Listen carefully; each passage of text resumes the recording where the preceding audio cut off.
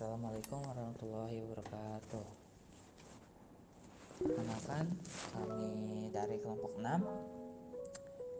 Di sini kami akan mempresentasikan tugas aljabar linear dan matriks. Pertama-tama kami ucapkan banyak terima kasih kepada Ibu Nenden Siti Nurhalifah, SSI Emat.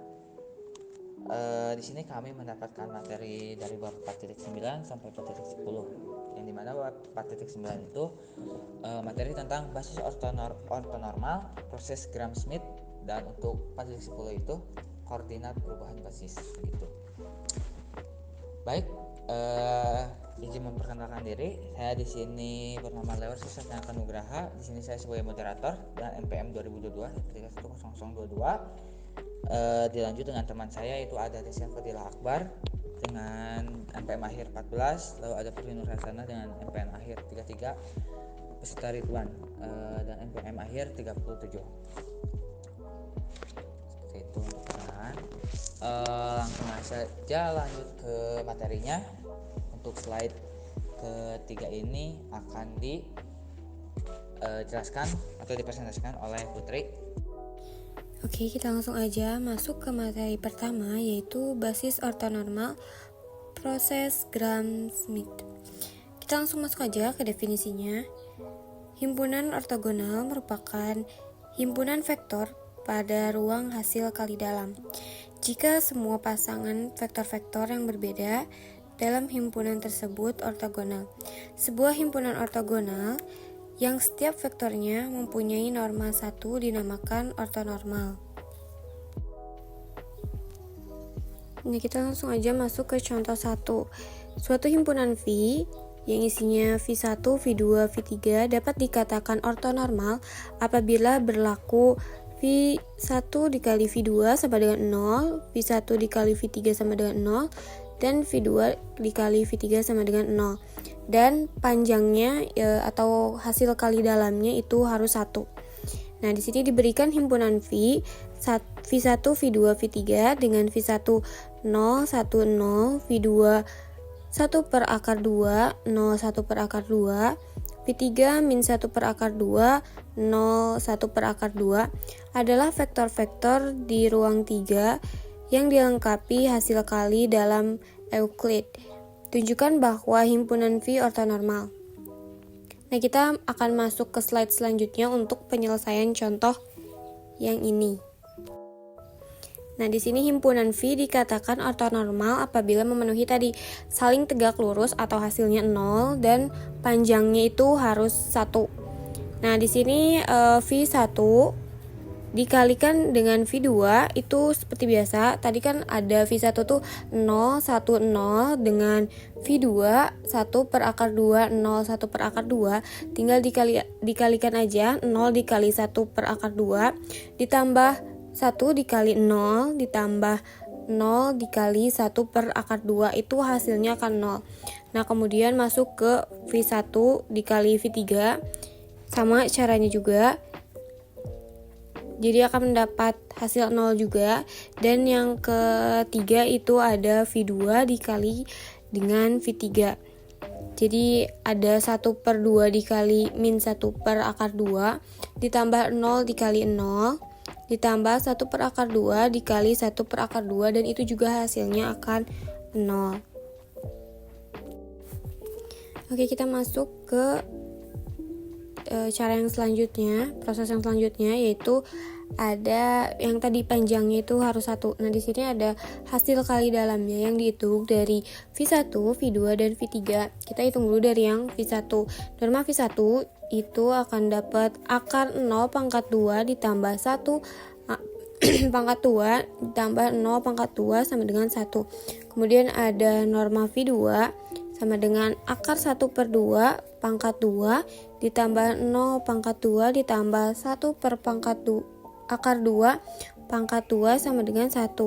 Kemudian ada yang norma V3 yaitu akar min 1 per akar 2 pangkat 2 ditambah 0 pangkat 2 ditambah 1 per akar 2 pangkat 2 sama dengan 1. Dengan demikian ortonormal, dengan demikian V adalah ortonormal.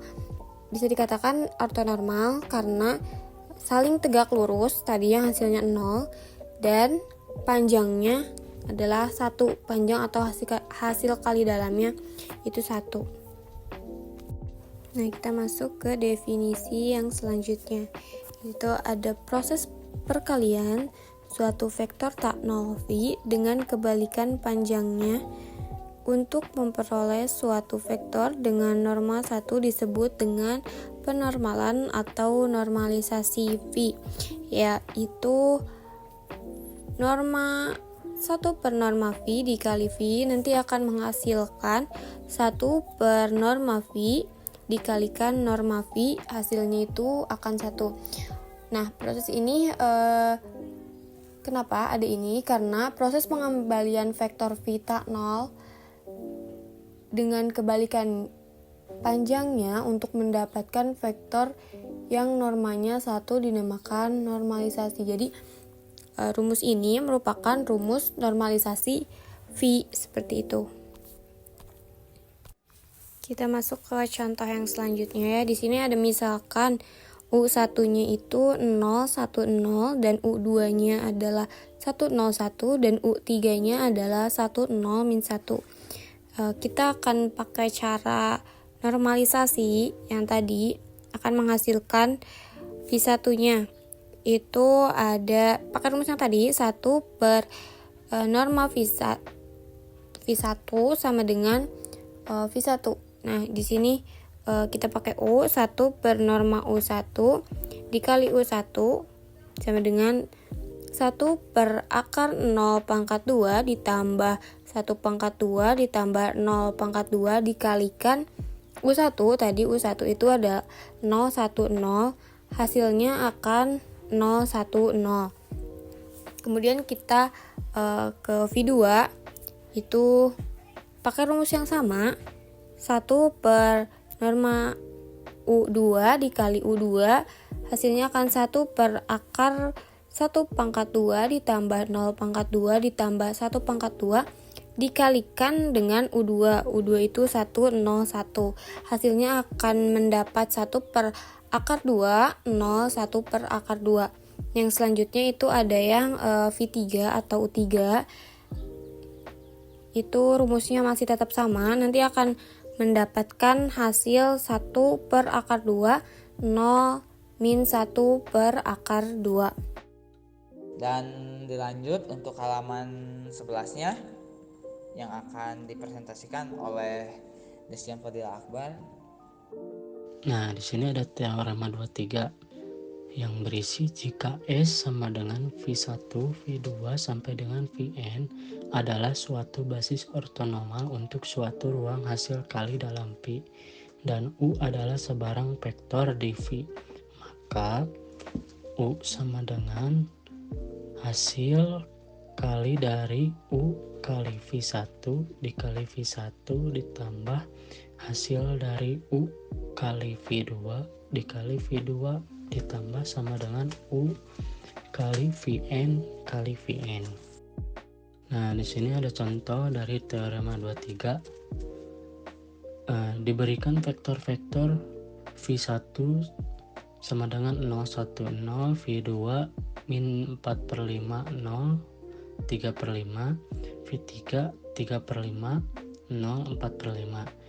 Di sini mudah diperiksa bahwa himpunan S sama dengan V1, V2, V3 adalah basis ortonormal untuk R3 dengan hasil kali dalam Euclid. Nyatakan vektor U111 sebagai kombinasi linear dari vektor-vektor di S dan tentukan vektor koordinat US. Di sini penyelesaiannya yaitu dengan cara U kali V1 yaitu menghasilkan 1, U dikali V2 menghasilkan min 1 per 5, U dikali V3 menghasilkan 7 per 5. Nah, di sini bisa dilihat ya, kenapa bisa menghasilkan 1, kenapa bisa menghasilkan 1 min 1 per 5, 7 per 5, karena di sini langsung saja U dikali V1. Nah, itu 1 dikali 0 tambah 1 kali 1 ditambah 1 kali 0 maka menghasilkan 1. Nah, dari ketiga hasil tersebut sehingga diperoleh U sama dengan 1 dikali V1 min 1/5 kali V2 tambah 7/5 dikali V3. Nah, maka menghasilkan seperti di bawah ini. Teorema 25. Teorema 25 misalkan V adalah ruang hasil kali dalam dan V1, V2 sampai dengan Vn adalah himpunan ortonormal dari vektor-vektor V. Jika W menyatakan ruang yang direntang oleh V1, V2 sampai dengan Vn, maka setiap vektor U dalam V dapat diungkapkan dalam bentuk U sama dengan W1 tambah W2, di mana W1 terletak di W dan W2 ortogonal terhadap W dengan memisalkan W1 sama dengan hasil kali dari usaha U dikali V1 ditambah hasil dari U dikali V2 tambah sampai dengan U dikali Vn dan W2 hampir sama rumusnya seperti W1, tetapi W2 ini pertamanya U dikurangi hasil dari U kali V1 dikali V1 dikurangi hasil dari U kali V2 dikurangi sampai dengan U dikali Vn dikali Vn. Di sini juga ada contoh dari teorema 25, seperti diberikan ruang vektor R3 dengan hasil kali dalam Euclid dan subruang vektor W yang direntang oleh vektor-vektor ortonormal V1 0,1,0, V2 min 4/5, 0,3/5. Tentukan proyeksi ortogonal U sama dengan 1,1,1 pada W dan komponen U yang ortogonal terhadap W. Cara penyelesaiannya yaitu dengan cara proyeksi W ortogonal U sama dengan hasil dari U dikali V1 kali V1 ditambah hasil dari U kali V2 kali V2. Nah, langsung saja 1 dikali 0,1,0 ditambah min 1/5 dikali min 4/5, 0,3/5, maka hasilnya 4/25,1, min 3/25.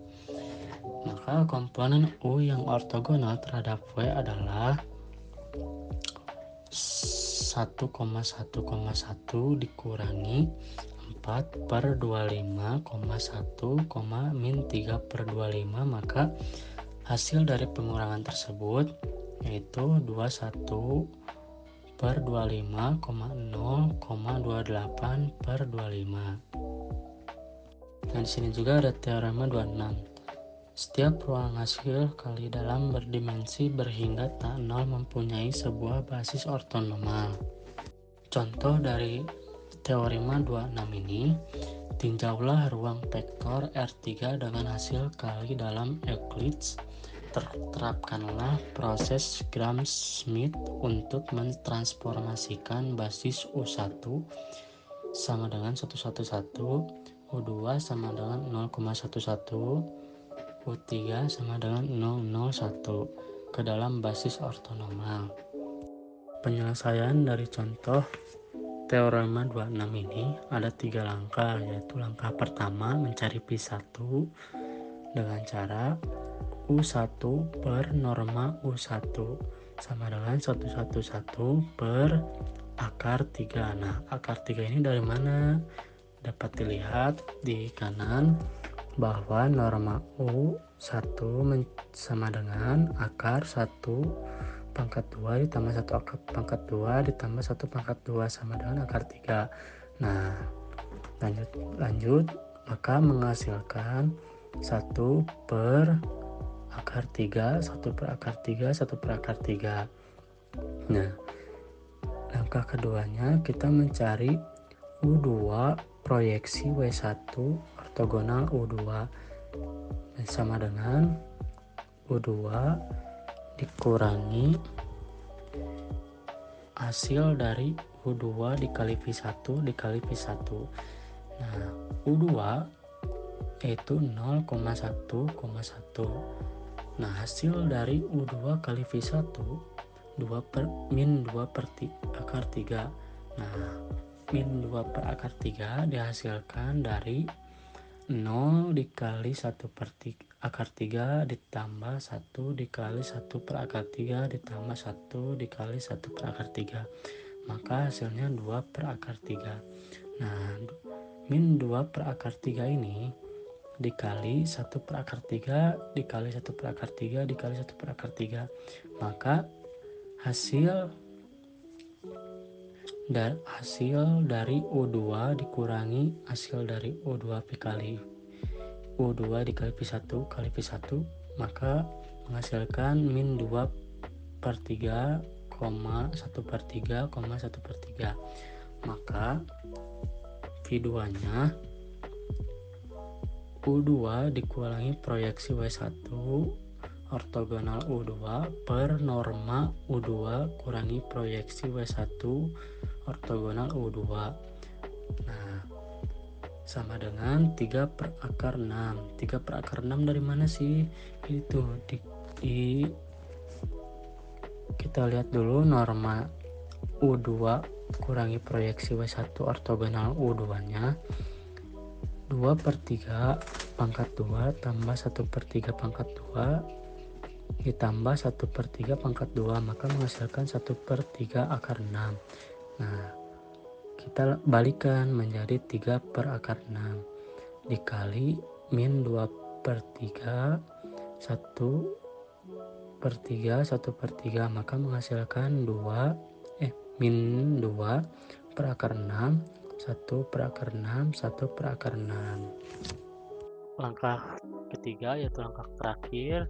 Cara mencarinya U3 kurangi proyeksi W2 ortogonal U3 sama dengan U3 dikurangi hasil dari U3 kali V1 kali V1 dikurangi hasil dari U3 kali V2 kali V2.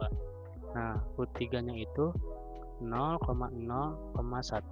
Nah, hasil dari U3 kali V1 1 per akar 3 bisa dilihat di kanan proses pencarian U3 kali V1. Nah, kali V1 selanjutnya 1 per akar 3, 1 per akar 3, 1 per akar 3 dikurangi 1 per akar 6 merupakan hasil dari U3 kali V2 dikali min 2 per akar 6, 1 per akar 6, 1 per akar 6, maka menghasilkan 0 min 1 per 2, 1 per 2. Maka selanjutnya kita mencari V3 dengan cara U3 kurangi proyeksi W2 ortogonal U3 per norma U3 kurangi proyeksi 2 ortogonal U3. Nah, cara mencari normanya yaitu bisa dilihat di kanan 0 pangkat 2 tambah min setengah pangkat 2 tambah setengah pangkat 2, maka menghasilkan akar setengah. Nah, jika dibalik maka menjadi akar 2 dikali 0 per 0, per setengah, 1 per 2, maka menghasilkan 0 min 1 per akar 2, 1 per akar 2. Jadi, ketiga angka tersebut menghasilkan P1, P2, P3. P1 yaitu 1 per akar 3, 1 per akar 3, 1 per akar 3. P2 min 2 per akar 6, 1 per akar 6, 1 per akar 6. P3 0,1 min 1 per akar 2, 1 per akar 2. Nah, untuk slide 19-nya sendiri itu sampai slide 25 itu nanti akan dijelaskan oleh saya sendiri. Baik, sini saya akan menjelaskan teorema 27 yang dimana teorema 27 ini masih masuk ke bab 4.9 yaitu base ortonorma Gram-Schmidt. Nah, untuk teorema 27 ini ya teorema proyeksi gitu, yang dimana kegunaannya itu dapat menentukan komponen-komponen potensi jajar dan vektor tertentu. Lalu transformasi vektor pun dapat membantu lah untuk mendekomposisi vektor menjadi komponen-komponen ortogonal seperti itu. Saya jelaskan dulu. Jika W adalah subruang yang berdimensi berhingga dari ruang hasil kali dalam V, maka setiap vektor U pada V dapat dinyatakan persis mempunyai satu cara, yaitu U sama 1 plus W2 di mana W1 terletak di W dan W2 ortogonal terhadap W, seperti itu. Lalu kita pun dapat membuktikannya, yaitu pembuktiannya sendiri terdiri dari dua bagian. Pertama, kita harus mencari vektor-vektor W1 dan W2 dengan sifat-sifat yang dinyatakan tersebut. Nah, kemudian kita harus perhatikan bahwa vektor-vektor ini saja yang bersifat seperti itu. Karena kan tadi saya menjelaskan dapat dinyatakan persis mempunyai satu cara gitu. Lalu ada pun menurut proses Gram-Schmidt sendiri nantinya akan memperoleh basis ortonormal seperti P1, P2, titik VR kurawal untuk W itu, sehingga W sama dengan lin kurung kurawal buka P1, P2, titik, VR kurung tutup. Maka menurut teorema sebelumnya vektor W1 sama memperoleh WU dan W2 sama dengan U min peroleh WU gitu, yang dimana nantinya akan mempunyai sifat-sifat yang dinyatakan oleh teorema ini. Untuk melihat apakah hanya vektor ini yang bersifat seperti itu, misalkanlah bahwa kita dapat juga menulis U sama W kutip 1 plus W kutip 2, dimana W kutip 1 ini terletak di W dan W kutip 2 ortogonal W gitu. Jika dari sebelumnya kita mengurangkan persamaan, maka kita dapatkan tadi ada min tuh, nah kita dikurangin lah persamaannya itu. U sama dengan W1 plus W2 atau kosong sama dengan kurung buka W kutip 1 min W1 plus kurung buka W kutip 2 min W2 gitu. Atau W1 min W1 W kutip 1 sama dengan W kutip 2 min W2 gitu. Karena W2 dan W kutip 2 ortogonal terhadap W, maka sisinya juga kan ortogonal terhadap W gitu, terhadap W sendiri. Karena untuk sebarang vektor W pada W kita dapat menuliskan kurung W, W kutip 2 min W2 sama dengan W, W kutip 2 lalu min W, W2 ataupun dikurangi jangan tadi sama dengan 0 kurang 0 sama dengan 0. Tetapi kutip 2 min W2 ini atau kurang ini itu sendiri adalah vektor di W, karena dari sebelumnya juga vektor tersebut merupakan selisih dua vektor pada subruang W gitu. Jadi W kutip 2 ini min W2 harus ortogonal bagi diri sendiri. Ada contohnya kayak W kutip 2 min W2, W kutip 2 min W2 yang dimana hasilnya itu 0. Tetapi hal ini akan berarti bahwa W kutip 2 min W2 sama dengan 0 menurut aksioma 4 untuk hasil kali dalam. Jadi W kutip 2 ini sama dengan W2, dan menurut sebelumnya juga maka W kutip 1 sama dengan W1 gitu, yang dapat dinyatakan persis mempunyai satu cara.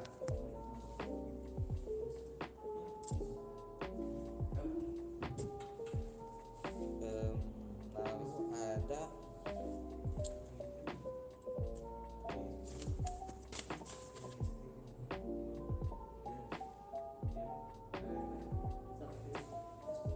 seperti itu sih sudahnya teman-teman untuk penjelasan teorema 27 ini. Nanti dilanjut untuk teorema berikutnya itu dapat membuat gagasan intuitifnya lebih jelas, karena tadi kan belum jelas untuk teorema ini sendiri gitu. Baik, sekarang kita berlanjut kepada teorema 28 yang masih melanjutkan dari teorema 27 itu sendiri. Nah, teorema 28 ini adalah teorema aproksima terbaik, yang dimana nantinya kita akan membuat gagasan intuitif bakal lebih jelas daripada sebelumnya gitu. Memaksimalkanlah gagasannya sebelumnya dengan teorema 28 ini. Jika W adalah subruang yang berdimensi berhingga dari ruang hasil kali dalam V, dan jika U adalah vektor di V, maka PW ini ialah aproksima terbaik bagi U dari W dengan pengertian bahwa U min PW kurang lebih U min W gitu. Untuk setiap vektor W pada W yang berbeda dari PW U gitu. Nah, kita buktikan. Untuk sebarang vektor W yang terletak di W, maka dapat kita tulis U min W sama dengan kurung buka U min PW U plus PW U min W gitu, terbalik. Nah, tetapi PW U min W yang menyatakan selisih vektor-vektor di W terletak pada W, dan U min PW U ortogonal terhadap W gitu. Sehingga kedua suku pada ruas kanan ortogonal satu sama lain. Jadi menurut teorema Pythagoras kita akan memperoleh u min w kuadrat sama dengan u min pro u kuadrat plus pro u min w kuadrat gitu. Jika w tidak sama dengan pro u, maka suku kedua dalam jumlah ini akan positif, sehingga akan memperoleh u min w kuadrat lebih dari u min pro u kuadrat gitu. Atau secara ekivalennya itu kuadratnya akan dihilangkan, jadi u min w lebih dari u min pro u gitu. Jadi gitu untuk teorema 28 ini, yang dimana akan membuat gagasan intuitif ini lebih jelas gitu pembagiannya, atau sifat-sifat dari vektor-vektor itu sendiri. Misalnya vektor w segini, dan untuk vektor w pada w itu segini gitu, yang berbeda dari pro w itu sendiri gitu. Baik, kita akan berlanjut ke 4.10 nih, bab baru, yaitu koordinat perubahan basis. Definisinya sendiri yaitu sebuah proses membawa representasi suatu vektor dari satu basis ke basis lainnya dalam satu ruang vektor. Vektor dapat diwakili sebagai kombinasi linear dari vektor basis. Dengan mengganti basis, kita merubah cara kita mengingatkan atau mengkoordinatkan vektor tersebut tanpa membawa vektor itu sendiri gitu. Adapun terdapat hubungan erat di antara pengembangan basis dengan sistem koordinat. Pada bagian ini kita akan mengembangkan gagasan tersebut dan juga kita bahas hasil untuk perubahan basis untuk ruang vektor gitu. Nah, kita lanjut ke teorema 29, yaitu jika S dengan kurung kurawal buka V1, V2, titik Vn tutup adalah basis untuk ruang vektor V besar, maka setiap vektor V yang kecil akan terletak di V besar dapat dinyatakan dalam bentuk V kecil sama dengan C1 V1 plus C2 V2 plus titik plus Cn Vn. Proses mempunyai satu cara gitu, sama seperti yang sebelumnya sih. Jadi nantinya akan proses mempunyai satu cara gitu dalam vektor yang berbeda.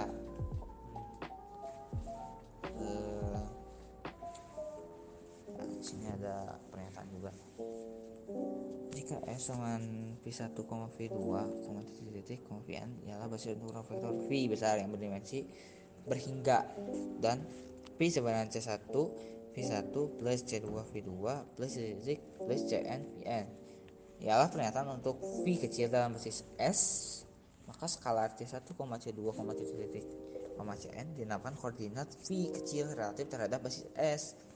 Nah, untuk koordinat dari V kecil relatif terhadap S dinyatakan oleh kurung buka V kurung tutup S, dan merupakan vektor R n yang didefinisikan oleh kurung buka V kecil kurung tutup S sama dengan kurung buka C1, C2, titik, Cn. Artinya matrik koordinat V relatif terhadap S yang dinyatakan oleh V S, sedangkan matrik N kali ini dimaksudkan oleh C1, C2, titik, Cn gitu guys. Nantinya akan memproses mempunyai satu cara. Berlanjut ke teorema 30. Di sini kegunaan teorema 30 ini yaitu dalam ruang hasil kali dalam ya, dapat menghitung norma, jarak, dan hasil kali dalam vektor, menghubungkan basis ortonormal, menyelesaikan persamaan linear, memutus antara vektor, serta memperhatikan vektor. Jadi gitu. Saya jelaskan dulu ini. Nah, teorema 30, jika S adalah basis ortonormal untuk ruang hasil kali dalam berdimensi n, dan jika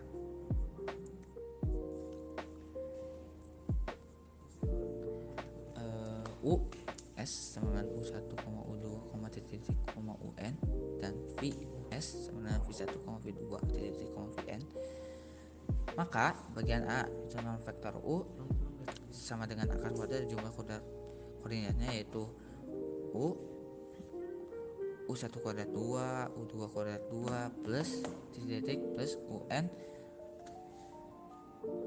kuadrat 2 gitu.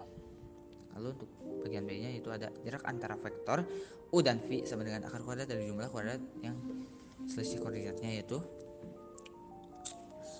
D dalam kurung U, V sama dengan akar kuadrat U1 min V1 kuadrat 2 plus U2 min V2 kuadrat 2 plus titik plus UN min Vn kuadrat 2 gitu. Nah, untuk yang C ini ialah hasil kali dalam vektor U dan V sama dengan jumlah hasil kali koordinat yang sesuai, yaitu U, V sama dengan U1 V1 plus U2 V2 plus titik plus UN VN gitu. Nah, kita buktikan teorema 30-nya itu. Bukti teorema dapat dilakukan dengan menggunakan definisi norma, jarak dan hasil kali dalam maksudnya dalam ruang hasil kali dalam gitu. Ini garis besar buktinya itu ada yang bagian A, bukti norma vektor U, misalkan U sama A1 V1 plus A2 V2 plus titik plus AN VN, di mana A1 A2 titik AN ialah skalar yang nantinya akan dikuadratkan kedua sisi persamaan ini, yaitu U kuadrat 2 sama A1 kuadrat 2 U1 kuadrat 2 plus 2A 1A 2V 1V 2A 1A 2V 1V 2 plus titik plus A1 AN V1 VN plus A2 kuadrat 2 V2 kuadrat 2 plus titik plus AN kuadrat 2 VN kuadrat 2 gitu. Karena V1, V2 titik VN ialah vektor ortonormal, maka V1 V2 hasilnya akan 0, V1 V3 sama dengan hasilnya juga 0. Lalu titik V1 VN hasilnya 0, V2 V3 hasilnya 0, titik VN min 1 VN hasilnya 0. Nah, dapat disederhanakan untuk persamaan di atas dengan cara U kuadrat 2 sama dengan A1 kuadrat 2 V1 kuadrat 2 plus A2 kuadrat 2 V2 kuadrat 2 plus titik plus AN kuadrat 2 VN kuadrat 2. Nantinya akan diambil akar kuadrat kedua sisi persamaan ini, yaitu U sama dengan akar kuadrat dalam kurung A1 kuadrat 2 V1 kuadrat 2 plus A2 kuadrat 2 V2 kuadrat 2 plus titik plus AN kuadrat 2 VN kuadrat 2. Karena V1, V2 titik VN ialah vektor ortonormal, maka V1 kuadrat 2 hasilnya akan 1, V2 kuadrat 2 sama dengan hasilnya itu 1, titik VN kuadrat 2 hasilnya 1. Akan diganti V1 kuadrat 2, V2 kuadrat 2 titik VN kuadrat 2 dengan 1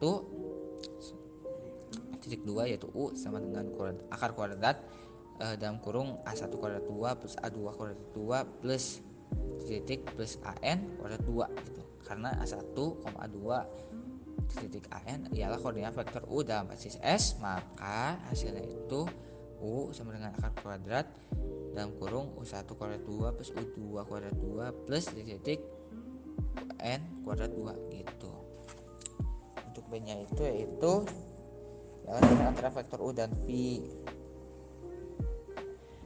dan untuk C nya pun sama seperti itu. Baik, sekarang kita akan berlanjut ke slide berikutnya, di mana di sini ada contoh soal gitu. Nah,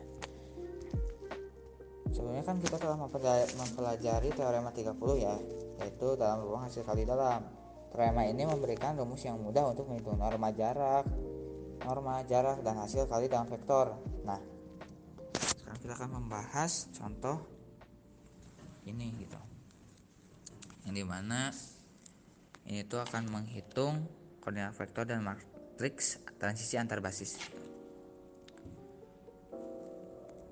Misalkan kita memiliki ruang hasil kali dalam R kuadrat 2 dengan basis B sama dengan 1,0, 0,1 dan B kutip sama dengan 1,1, 2,1. Nah, di sini kita ingin mencari matriks transisi dari B kutip ke B menggunakan matriks lalu yang kedua menggunakan matriks transisi untuk mencari koordinat vektor V B jika Y B sama dengan 3, 5 kuadrat T gitu. Min 3 ya maaf. Nah, langkah-langkahnya itu yang pertama, yang satu atau yang A gitu. Mencari matriks transisinya dulu. Misalkan vektor U1 sama dengan 1,0 dan U2 sama dengan 0,1 dalam basis B. Kita akan mengoperasikan U1 dan U2 dalam basis B kutip titik 2 U1 sama dengan A1 dalam kurung 1,1 plus A2 dalam kurung 2,1, yang hasilnya yaitu dalam kurung A1, 2 A1 plus A2. U2 sama dengan B1 dalam kurung 1,1 plus B2 dalam kurung 2,1. Hasilnya yaitu B1 dalam kurung B1, 2 B1 plus B2 gitu. Nah, di sini kita akan menyelesaikan sistem persamaan di atas untuk mendapatkan A1, A2, B1, dan B2 bagi titik 2 A1 sama dengan 1/3, 2 sama dengan B1/3, B1 sama dengan 1/2, B2 sama 0 gitu. Nah, matriks transisi dari B kutip ke B ialah P sama dengan kurung buka A1 A2 titik koma B1 B2 sama dengan kurung buka 1/3 min 1/3 titik koma 1/2 kosong, tutup gitu. Jadi nah, untuk yang B nya ini kita akan mencari koordinat vektor kurung V B gitu. Yang maka pertama itu misalkan vektor V sama dengan min 3,5 dalam basis B gitu. Aplikasikan V dalam basis B itu dengan V sama dengan C1 dalam kurung 1,1 plus C2 dalam kurung 2,1 sama dengan dalam kurung C1, 2C1 plus C2. Lanjut ke langkah berikutnya, itu matriks transisi P dapat digunakan untuk mengubah koordinat V dari basis B kutip ke basis B gitu. Nah, dengan cara V B sama dengan P dalam kurung Y B sama dengan dalam kurung 1/3 min 1/3 titik koma 1/2 0 atau yang tadi itu matriks transisi dari B.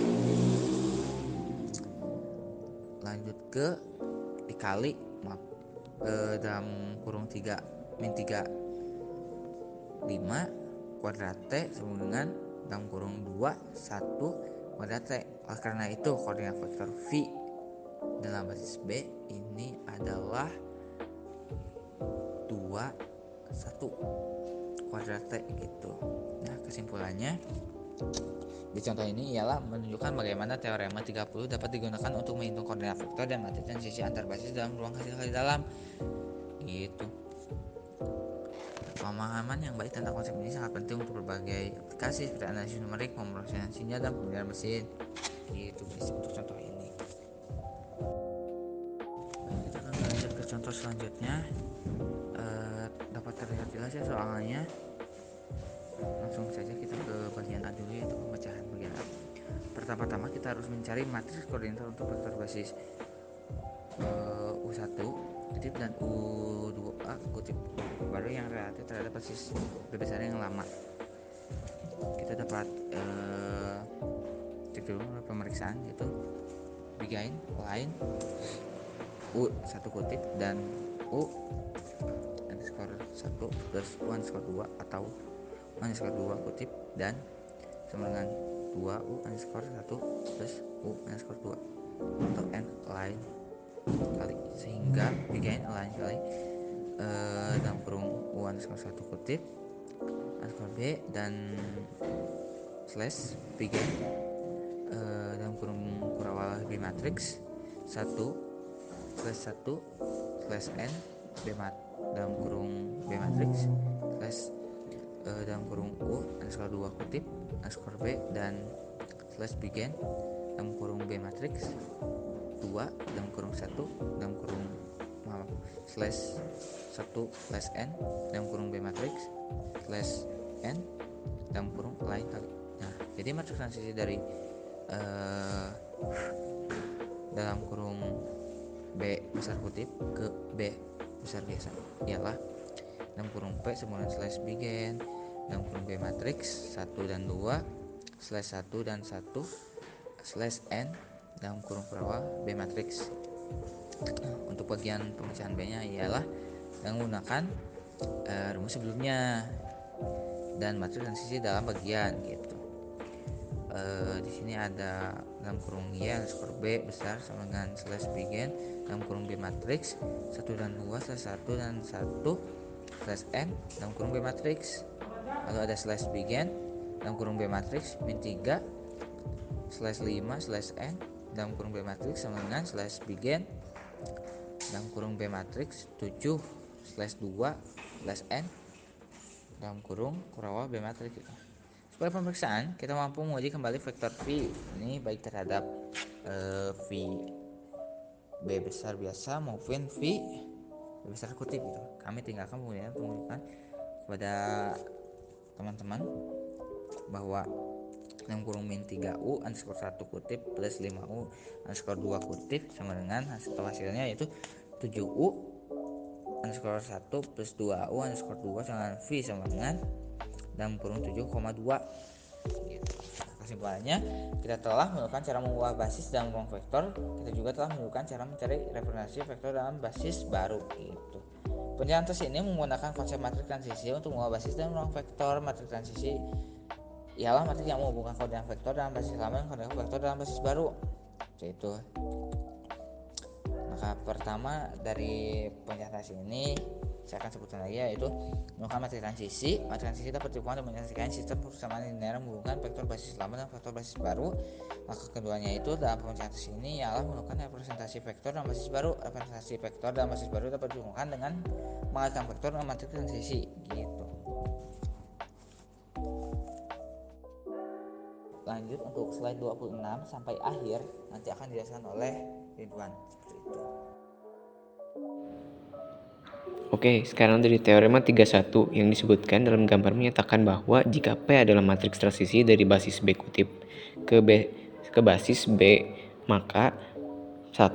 P dapat dibalik, 2. P adalah matriks transisi dari basis B ke basis B kutip 1. Bukti teorema 31 dijelaskan di akhir bagian teks dalam gambar. Bukti tersebut menunjukkan bahwa jika P adalah matriks transisi dari B kutip 1 ke basis B, maka untuk setiap vektor V, persamaan berikut berlaku. V 0 sama dengan P V P V R P kuadrat min 1 V 0, di mana V 0 adalah di koordinat vektor V dalam basis B. V P P adalah koordinat vektor V dalam basis B kutip 1. VR adalah koordinat vektor V dalam basis B kutip 2. P kuadrat min 1 adalah inverse dari matriks P. Oke, penjelasan teorema 32 menyatakan bahwa jika P adalah matriks transisi dari satu basis ortonormal ke basis ortonormal lain untuk sebuah ruang hasil kali dalam, maka inverse dari P sama dengan transpose dari P. Secara matematis, teorema ini dapat ditulis sebagai berikut. P kuadrat dalam kurung min 1 sama dengan P kuadrat T, di mana 1 P kuadrat min kurung 1 adalah inverse dari matriks P. P kuadrat T adalah transpose dari matriks P. Bukti teorema 32 dapat dilakukan dengan menunjukkan bahwa perkalian antara P dan P kuadrat T menghasilkan matriks identitas. Langkah-langkah membuktikannya adalah sebagai berikut. Misalnya B dan B kuadrat adalah dua basis ortonal untuk sebuah ruang hasil kali dalam. 2. Misalkan P adalah matriks transisi dari basis B kuadrat ke basis B. Misalkan V adalah vektor dalam ruang hasil kali dalam tersebut. Koordinat vektor V dalam basis B dan basis B kuadrat kutip 1 dapat dituliskan sebagai berikut. V B sama dengan V B kuadrat B. 5. Transpose dari persamaan di atas adalah sebagai berikut.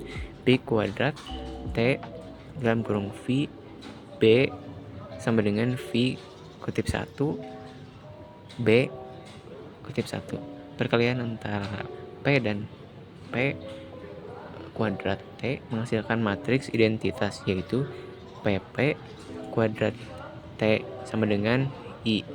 Persamaan di atas menunjukkan bahwa P kuadrat dalam kurung min 1 P kuadrat T. Oke, dari teorema 33 menyatakan bahwa tiga kondisi berikut ekivalen untuk menentukan apakah sebuah matriks kuadrat A berukuran n x kali n adalah matriks ortogonal. 1. A kuadrat T A sama dengan 1. 2. AA kuadrat T sama dengan 1. 3. Vektor-vektor baris dari A membentuk himpunan ortonormal dalam ruangan R kuadrat N dengan hasil kali dalam Euclides. 4. Vektor-vektor kolom dari A membentuk himpunan ortonormal dalam ruangan R kuadrat N dengan hasil kali dalam Euclides. Penjelasan kondisi dari teorema 33. 1. Kondisi 1 dan 2 seperti dijelaskan sebelumnya, kedua kondisi ini menunjukkan sifat ortogonalitas vektor-vektor kolom dan baris matriks A. Kondisi 3. Kondisi ini menyatakan bahwa vektor baris dari A saling tegak lurus dan memiliki panjang satuan. Hal ini berarti bahwa matriks A dapat digunakan untuk mengubah koordinat vektor dari satu basis ke basis ortogonal lain.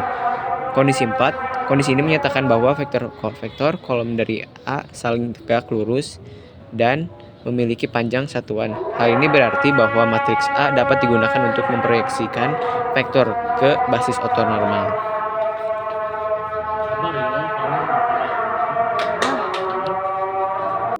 Alhamdulillah, untuk presentasinya sudah selesai. Sebelumnya mohon maaf kami ucapkan jadi kalau ada salah kata, ada kurangnya penjelasan dari materi yang kami berikan, serta terima kasih banyak kepada para penonton yang sudah menyaksikan sampai akhir. Terima kasih juga kepada dosen pengampu kami, yaitu Ibu Nenden, serta semoga ilmunya bermanfaat bagi kita semua. Terima kasih. Sekian. Wassalamualaikum warahmatullahi wabarakatuh.